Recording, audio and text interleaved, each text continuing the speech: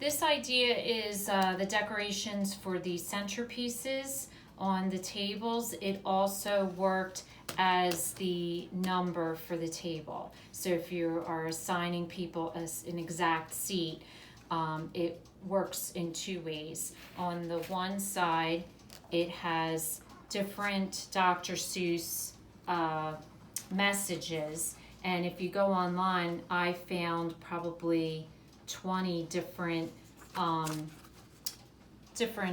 messages. And then on the other side, I found the places you'll go, and I scanned it, and then I printed in the numbers so that each table had a different number.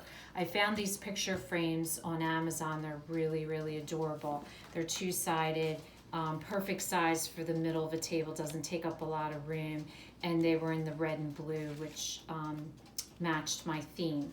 So basically, when you get the picture frame, it comes with the base, the picture, and then two plastic pieces. So all you want to do is print out your sayings and use your plastic to then put up against it so that you see your picture. I left a little bit of a white border around it, so just with a pencil, just trace around and then cut it out. And then you would put one on each side and then put them together, and then they slide right into the center of the frame.